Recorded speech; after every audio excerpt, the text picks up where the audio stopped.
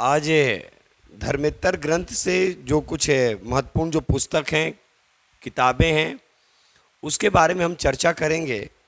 जैसे अर्थशास्त्र के संबंध में बात करेंगे, अष्टाध्यायी के बारे में बात करेंगे, महाभाष्य के बारे में बात करेंगे कि यहाँ से कैसे कैसे क्वेश्चन पूछे जाने की संभावना है। तो सबसे पहले हम लोग देखेंगे अर्थशास्त्र के बारे में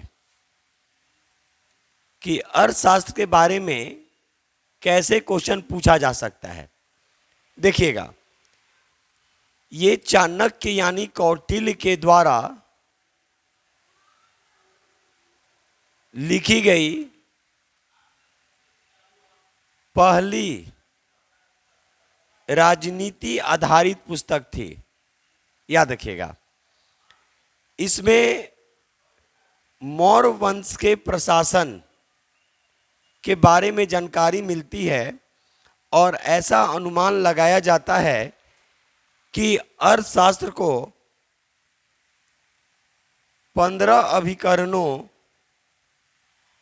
और 180 प्रकरणों में विभाजित किया गया था।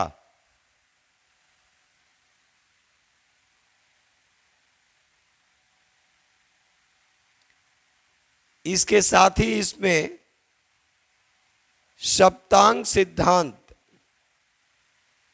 का उल्लेख किया गया है। काफी इंपॉर्टेंट है, इस चीज को याद रखिएगा।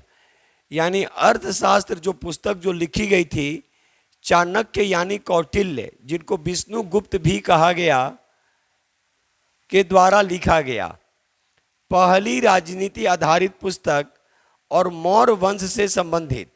और ये चंद्रगुप्त मौर्य के क्या थे? प्रधानमंत्री। याद रखिएगा, चंद्रगुप्त मौर्य के ये प्रधानमंत्री के रूप में कार्य करते थे। अर्थशास्त्र 15 अभिकरणों और 180 प्रकरणों में विभाजित है। इसके अतिरिक्त इसमें सप्तांग सिद्धांत का भी उल्लेख किया गया है। ऐसा कहा गया।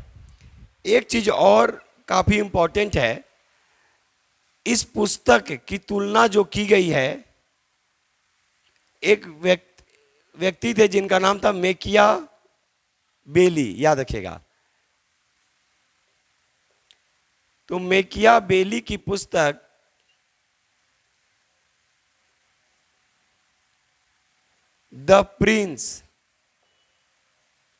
मेकियावेली की पुस्तक द प्रिंस से अर्थशास्त्र की तुलना की गई है। इसके अतिरिक्त काफी इंपॉर्टेंट है, उसको भी आप लिख सकते हैं कि अर्थशास्त्र में सर्वप्रथम अकाल का, वित्तीय व्यवस्था का भी उल्लेख किया गया है। याद रखिएगा, यानी सप्तांग सिद्धांत के अलावा अकाल और वित्तीय व्यवस्था का भी इसमें उल्लेख किया गया है। ये काफी इंपॉर्टेंट है। उसी तरह एक और पुस्तक है, देखेंगे अष्टाध्यायी। अष्टाध्यायी देखेंगे, अष्टाध्यायी के बारे में कहा जाता है कि ये प्रथम संस्कृत व्याकरण ग्रंथ था। संस्कृत व्याकरण ग्रंथ के रूप में जाना जाता है। किसके द्वारा लिखी गई? तो पाणिनि के द्वारा ये पुस्तक लिखी गई थी। याद रखिएगा, पाणिनि के द्वारा ये पुस्तक लिखी गई थी। एक और इंपॉर्टेंट इसमें क्वेश्चन क्या पूछता है, याद रखिएगा कि पहली बार लिपि शब्द का जो प्रयोग जो किया गया, तो पहली बार जो लिपि शब्द का जो प्रयोग किया गया था, ये अष्टाध्यायी में ही किया गया था। तो ये काफी इंपॉर्टेंट है।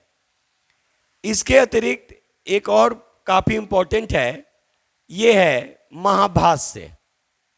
तो महाभाष्य जो लिखा गया, ये पतंजलि के द्वारा लिखा गया।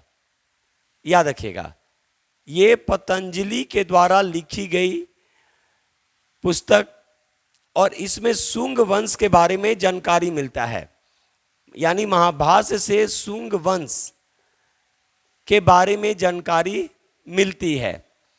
तो इस तरह से क्वेश्चन पूछे जाने की संभावना है, याद रखिएगा।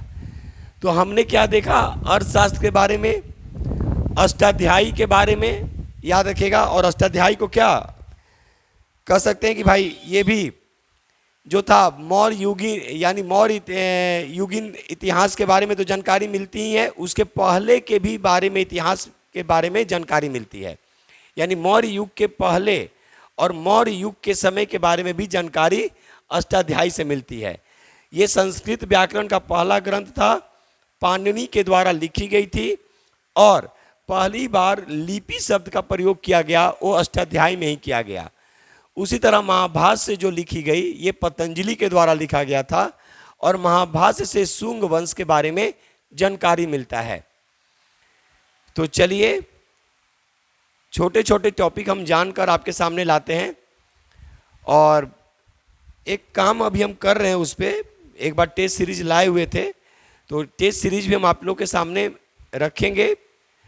मेरी कोशिश रहेगी कि वीक में टेस्ट सीरीज भी रखा जाए।